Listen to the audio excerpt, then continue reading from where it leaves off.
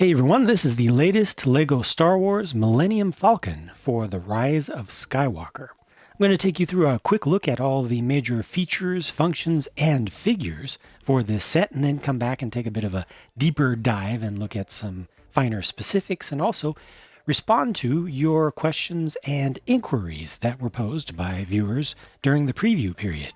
LEGO has made a number of Millennium Falcons roughly this size, and most of them have used the same basic build. This is the first one in a number of years to break the mold and try to do things a bit different. Around the outside, it looks pretty well detailed for something that's not intended to be a top-of-the-line collector's model, with a good amount of change of color. It's not all just the plain gray. You got a good amount of the dark gray, also the dark tan and the dark red. From the right side docking port all the way around the back is a band of sub-assemblies that are made with studs facing outwards. So you can see that the tops of pieces are all facing towards us here. And that just continues all the way around to the other side and just a little bit farther as well, past the left side docking port. And there's a fair amount of greebling or detailing for the sake of detailing. This one has a round radar dish again for The Rise of Skywalker. The original series had a round one that got replaced in the sequel series with a rectangular one, which then got broken off. So now we've gone back to round, and this is on a ball joint. So it's actually able to rotate around any kind of way that you want and stay that way. There's a little bit of friction in there. Also using a ball joint on top is the quad laser cannon, which is also on a turntable, so that can spin all the way around. I like the finer detailing used here with these small minifig ski poles in dark gray. And this is able to almost face completely straight up. So a good range of motion there, though there's a kind of weird little narrow neck part to it. There's also one of these on the underside.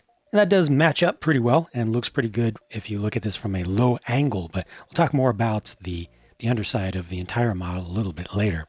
Mostly physical parts are used for the detail that you see here, but there are some stickers. So for this entire hallway cover over here, they've got a number of stickers that are lined up. And most of the decorations that you see on top that are clearly just on regular flat pieces do use stickers and not prints. The exceptions being the canopy, the main canopy top and also the front. And we'll get inside of that. But I want to focus in on something that is new for this model, and that's the way that the pie slices on the top are done. Traditionally, each one of these little sections would be a separate part that would open up, and there would be gaps between them. With the new one, this one here, you have entire sections that open up. So that's one section there. This is one small one, which is an anomaly for this model. And then there's another large section here that opens up. And also at the front, you can take the center rectangular area, move all that together, open all this as one, and open all this as one. So you get really good access to the interior, and the interior is actually usable. This is the most open space I've seen on the inside of one of these since the very first one that they made back around the turn of the century. It has a nice open lounge area with the game table right there, and they've used stickers for the backs of the kind of leather style couches there, and plenty of space to pose figures standing all around here. You can actually put a figure, let me just grab one, pretty close to the edge, surprisingly to the outside edge, and close up the top. That is one thing that folks asked me about. See, I can actually close up the top fully right there, and it's just barely, it's just over his head, about a millimeter over his head. So you can put figures all throughout all of this space standing up. You just need to keep them away from the absolute outer edges of it. Of course, they can sit down in the seats. This one's able to rotate around and also angle, so you can change that up. You've got the nice computer system set up right there with some stickers. You can put figures in there if your fingers are small enough, and you can pass them through to suggest that they're actually walking around. This is the closest we've gotten to a navigable corridor going out to the cockpit. You're not able to get all the way there, but there's at least a suggestion of it. So, and you are able to put figures down in there. As you move back around the back, this is like the galley area that they've set up here. Sorry about that. There we go. It's very, very simple. Definitely a bit lacking in detail there, but at least it is open and usable space just to show. I think I can get it to about right there. That might be a little bit. That's just, yeah, it's just past. So if I move him back just one, there we go. So he can stand in that far in. Sorry, I just knocked this off, but this is just clipped on. So you can pull these off entirely if you want. But this is all usable space where you don't need to worry about packing up your figures, you know, if you've got them in there. This is also the hidden smuggling compartment, which is down below. You can pull a couple of pins and drop that out if you want, but it's just not the simplest, easiest thing. A couple of beds set up over here. The two studs at the end are set up to allow a figure to lay down and be held there. Again, they will stay in place. And this is the hyperdrive unit, so you can suggest that you are doing a little bit of work on it. That uses a single sticker on top, has some light blue pieces underneath to make it look like it's glowing a bit, and there is a wrench nearby for your repair needs. The whole thing definitely could use more detail on the inside, but at least the space is available, which is a bit of a luxury these days on the insides of a lot of things from LEGO, not just vehicles and ships, but even buildings. There's also space to pose figures to be operating the laser cannons.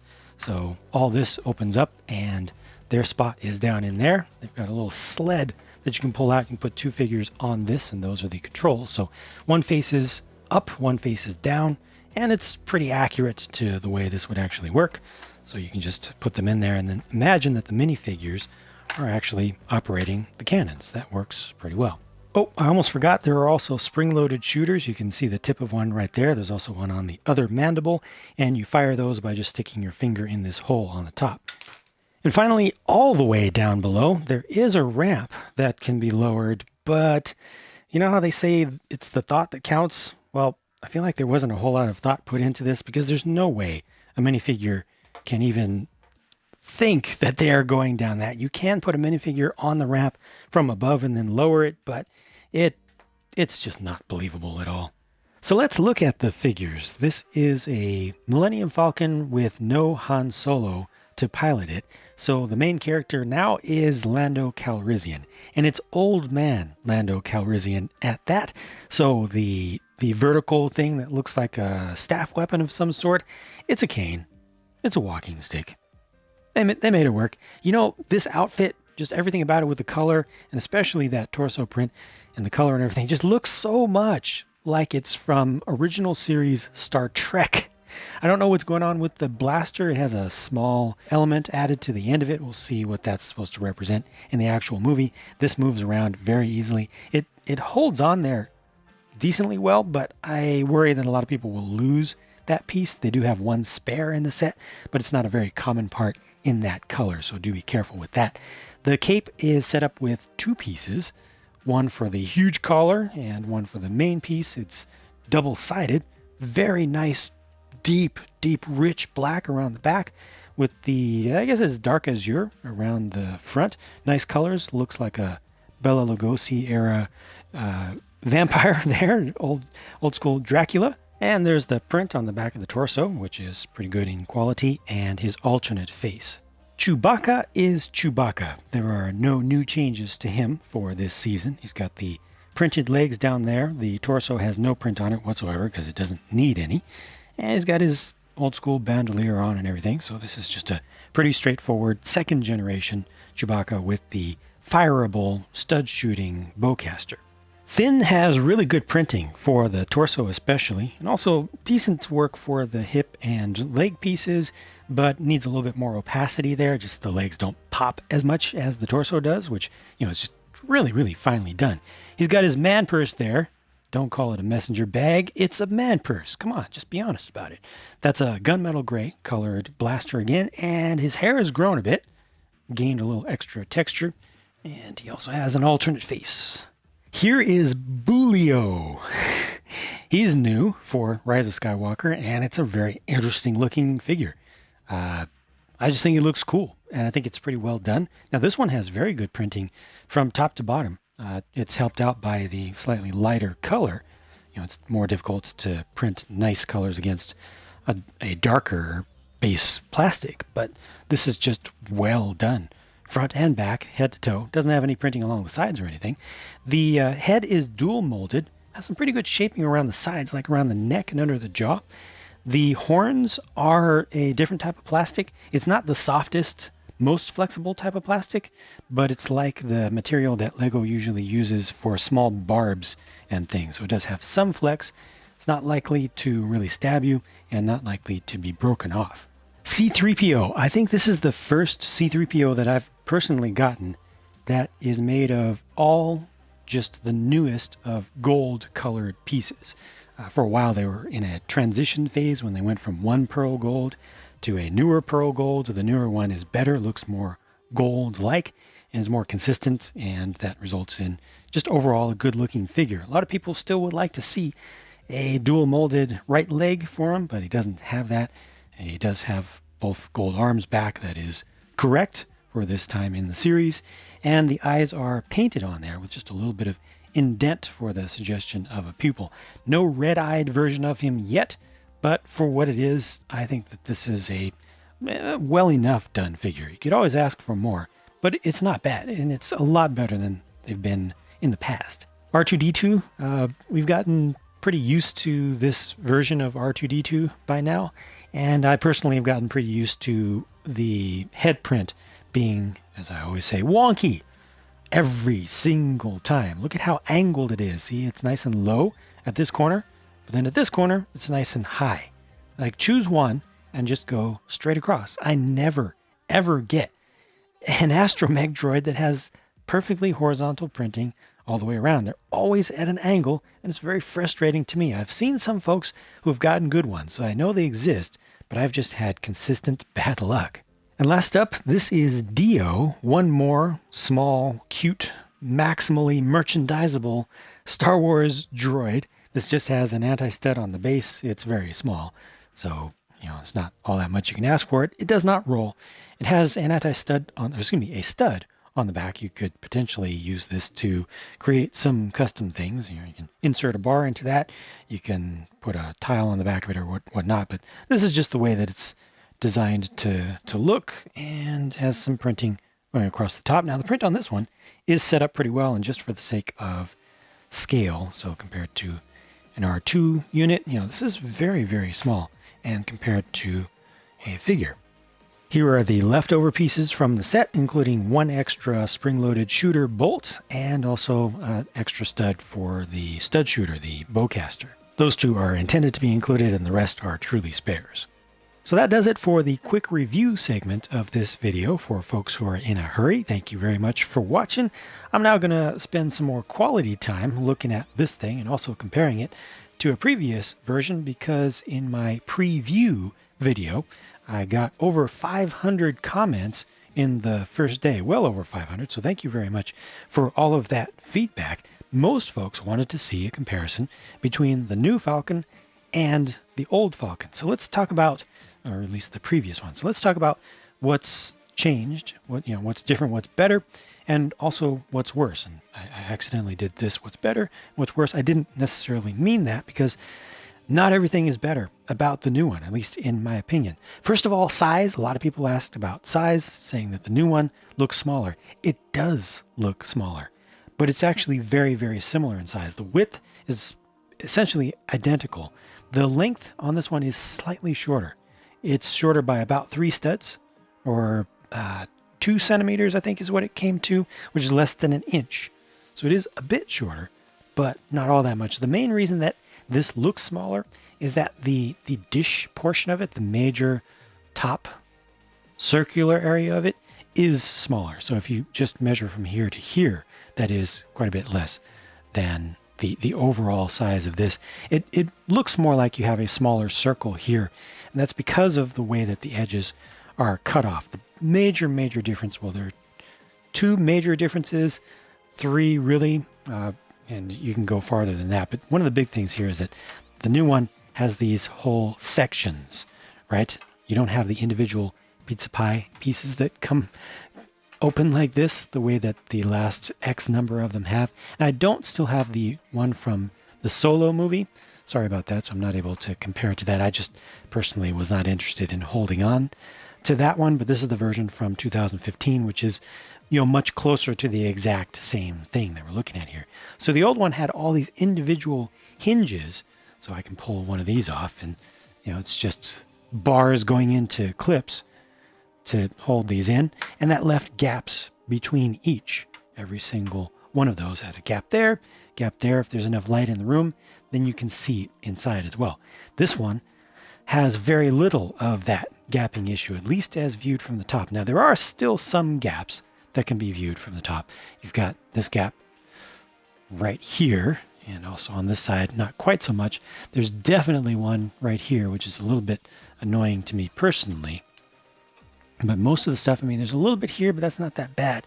Most of the main surface back here is done pretty well, sealed up pretty well. And they just used really, really thin, really narrow wedge plates to accomplish that. A lot of people asked, how is it done? Hopefully, looking at it up close will let you see how they've put them end to end. So a right wedge, a left wedge, going back to a right wedge, just alternating back and forth. And ultimately, those are connected mostly with hinge plates on the underside. So you can see those along the edge up here. And then there's a row of them going down the center that ultimately just hold them together. And that's what they've done here, here, here, and here. All those are done the same. There's also a gap back here, and there are a little bit of suggestions of gaps. Some of those are covered a layer below as viewed from the top. But overall, they've solved, for the most part, a major problem, major complaint of a lot of fans of Lego and fans of Star Wars about the old ones that have all used the same basic design having all these gaps. And a lot of people just did not like that. Look at that. By comparison, especially up here at the front, it's not as bad at the back, not as bad, but around the sides, like that center section is not too bad. But here, that is bad. When you compare it to what we have now, compared to what we know we can get now from Lego, yeah, new is significantly better. But the new does still have an issue, a major issue with gaps, and it's a new one.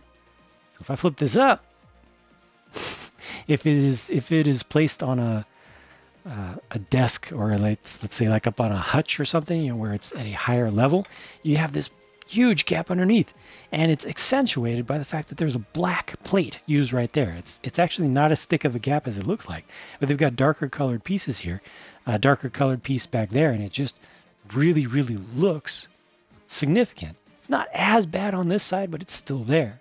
So there's a trade-off. Less gappage from the top, a lot less. Look at that. But from the front, that's not so good. Especially on this side. This side bugs me even more. And it has a different attachment method. This one's only attached over here on the corner. Again, just hinging the same. Built basically the same basic techniques to accomplish all that. But yeah, it's just different. And I wish they had built up the underside under here to fill in some of that gap. Another major change on this one compared to the old is, look at the shape of the mandibles. So this all comes in along the side almost perfectly. Just, starts, it's round, gets to a tangent, and then just continues that tangent straight on. That's the way that it's supposed to be. This is much closer to the proper shape of the Millennium Falcon. Same thing happens over here. It's cut with the cockpit, which has to be this size or thereabouts in order to fit at least two figures in there. But the old one, by comparison, had the narrower mandibles. They're longer and they're sharper. And the edge, especially over here where it's extra noticeable, is not a continuous, it doesn't just continue from a tangent. It actually angles out. So that was quite a bit different. And a lot of people have pointed that out and have not liked that. And I didn't used to mind it that much. I was like, it's Lego. It doesn't have to be perfect. They've got the basic shape here. But now that I've seen the new one, it's so much better. That's what I want to see for sure. So that is a significant change. Another thing that is significant to some, not everybody will notice it at first, is the placement of the cockpit. Let's see if I can get these lined up a little bit better. So again, the mandibles are a little bit longer here. The overall length is a little bit greater. Here, I'll just line up the There we go. Line up the docking ports. And the cockpit is farther forward on this one. Here it's pulled back in, and the angle of the corridor out to the cockpit is, is much closer to this horizontal bisection line, I guess, as viewed from the top. So here it's like this, and they canted it back. So from here, they moved it back. Again, I think that just helps with the overall look, makes it look a little bit more accurate. I am going to move on from the shape and size comparison shortly, but I did want to make sure that for the many folks who wanted to really focus on the comparisons between these two, I would be able to see these from different angles. And here you can really see the difference in gap over here, also that the cockpit is lower on the newer one. And here's the view around the back. I really used to love this use of the flexible tube around the back here. It just seemed like a perfect piece to get that nice consistent glow kind of suggestion, but the new one is just so much brighter and more appropriate in its height. It really looks like an engine bank back there, and I think that this is an improvement. It's not 100% improvement. Again, looking at how things are going with the gaps here, at least you have less gaps around the side, but you do see this weird angling, where it angles up, angles down here, compared to the old one that was a little bit more consistent, but did consistently have gaps at every single pie slice. This, in general, is just covered up better from every angle.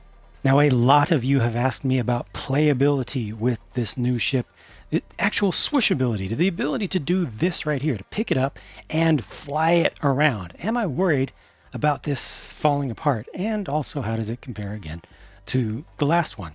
Well, I can tell you for sure that this is more sturdy than the last one.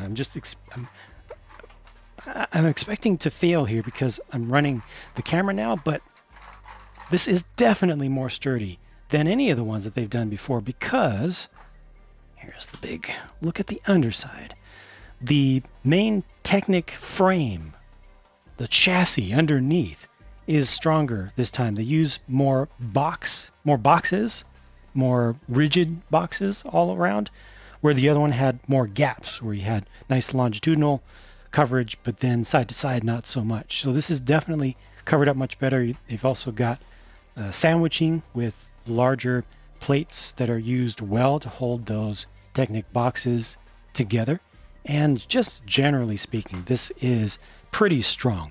The things that I worry about most for playing with this, for swishing it around, are these panels, these small panels at the back, because if you are grabbing it from the back with your huge figure hand back here, if you're not careful, that thumb is going to come down and pop off a small piece like that. It's not a big deal, but it is something that you do have to consciously think about, I believe. I think I automatically do think about it, but this is a fairly safe spot right here. Put a thumb up there, and the bottom, whatever fingers you have under here, can go pretty much anywhere. You don't have to worry too much. But this is able to take some good pressure from the top. You can see a little bit of bending there, but put more of your pressure here, or you can just grab it from the sides. So these docking ports, like this is a side to side area of strength. I don't know what you call that. It's almost like a beam going through it. Like that's your I-beam there.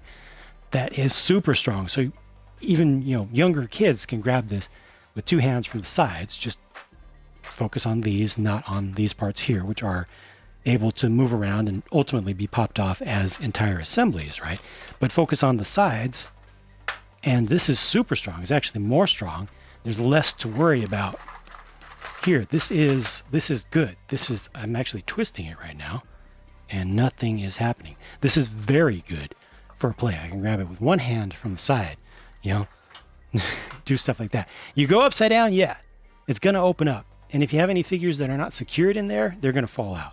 But secure them, attach them with studs, and you're actually in pretty good shape with this thing overall. It's dang strong. It's clearly designed for durability and to be messed with like this, to be played with, which is fantastic, because a lot of the time, especially bigger Lego things, really aren't designed to be messed with to that degree. Let me compare it to the last one already. I grabbed it from here, and I'm already feeling flex in there. That's interesting.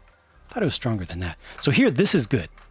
So you do definitely have that strength on the 2015 version down the center part. So here, this is good. This is nice and strong. From the back, not quite so much. And I can see the flex, and you can see it too, right? And it just doesn't feel confidence inspiring right there. Looking at the underside of this one, it can be turned upside down as well. You see, you've got more of these gaps from front to back. It did have some of the sandwiching, but it's just not as good. It's not as strong. I can flex this much more easily. But you are able to grab this from the sides. I don't see any major problems with durability with this either, personally.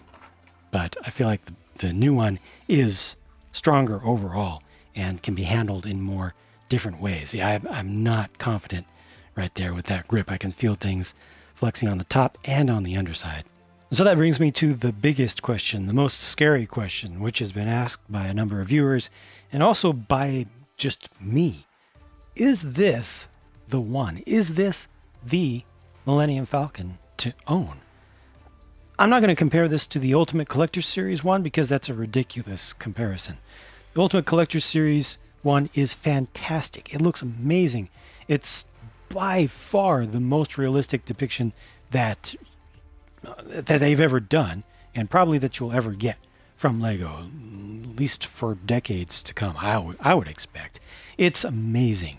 It's fine art in Lego form, yet actually buildable from instructions with regular pieces and no illegal connections or anything. I'm not going to compare that to this because that's not for the same people. This is for normal people, I would say, who aren't rich and who don't have a ridiculous amount of space to display one single Lego set in their house. I think the size is even more of an issue than the cost for that one. But for something that's reasonably sized, and I'll talk a little bit more about value at the end of this video here, as we talk about costs specifically. But as a model, as a build, I'd say absolutely yes, this is the one to get. If I personally, as a Star Wars fan, as someone who in, 1981, touched his first physical Lego, it's not Lego, Star Wars product, Star Wars toy, and it was the original Kenner Millennium Falcon. If I could only have one that Lego has made to date, it would absolutely be this one. No doubt. No doubt. Without question. It's just the best looking. It looks the most like the real thing. And it's easy to convert this. You don't even have to convert it. You can just leave it like this and call it an original trilogy one. Is it a little bit too colorful? Maybe. But I like the differences in color. You can do color swaps if you want, make it all just plain gray. But the real thing does have, the real models used in the movies, even in the original trilogy, did have different colors. They weren't all just gray or off-white or anything like that. But certainly, if you want, if you want it to look a little bit newer, you can swap out some colors, and it will very quickly look much better. Even just changing out the red and the dark tan, which is just a handful of pieces, which are very common and easy to get, much more common than the wedge plates, will take you to a spot that's much more, I think, in line with what people expect in their mind's eye from original trilogy. But this is it's just well done. And this is good. I hate the gaps at the front now, but from most angles, this does look significantly better than anything they've done up to this point. I personally will probably look to put something in there, stack up some plates or something, and especially over here, to fix those gaps, or at least to help with those gaps a bit. And then I think there won't be anything that I like less about this, with one exception. Interior, I mentioned that this has the most interior space that I remember seeing. It has the most open interior space. I'm going to do one more comparison now. You see how open this is? And it's very good that they allow you to actually stand figures in there in many places. However, the last one had more interior detail. They had more stuff in there. Most of it is just junk, but it is detail, and it does feel a little bit more lived in and livable to me, just with all this stuff. And also the hyperdrive unit on this is so much nicer. You know, having both stacks there and this center section, that's way better. I don't think they needed to make it this complex, but I prefer this any day over the little single stack that they have on the new one, which is just not as good. But everything else, I mean, the detail of the bed there is just so simple. Here, this area is okay, but I mean, the part where you actually sit is not so good. And even over here, this chair is so basic. And there's a single sticker for the computer console there. So this definitely feels more than 4 years older to me in its level of design and accuracy and care. There's more overall detail here, less usable space. The last thing I'm going to talk about is value here. So this is $160 US, which is $10 less than the last Millennium Falcon, the Kessel Run one, the solo movie one. Thank goodness for that, because that was just too expensive. But that does make this one $10 more than the 2015 Force Awakens one. And that's less than the expected difference attributable to inflation alone. In other words, if you left the 2015 Force Awakens Millennium Falcon on a shelf with no price on it, no sticker on it, it should cost $162 US today. This costs $160. So given that, I can't complain about the price relative to the previous one. Still, well, to the Force Awakens one. Still, it's a lot of money. Without question, it's a lot of money for a toy. Whether you're going to use it as a toy to actually play with, or you're going to use it as a collectible to look at, maybe occasionally open up and play with a little bit, you know, or a lot. It is a lot of money, to be sure. But I think that for what you get here, for an improved product that is a good product, that is the best one that they've done like this to date, I think it really comes down to Lego being expensive. But as Lego goes, as Lego products go, this is, I think a fair deal. I'd love to see it cheaper. Absolutely. I'd love to see pretty much all Lego sets cheaper. Lego is expensive. You pay for quality, you pay for design work, you pay for Lego profits. Just being honest about it. I mean, it's okay.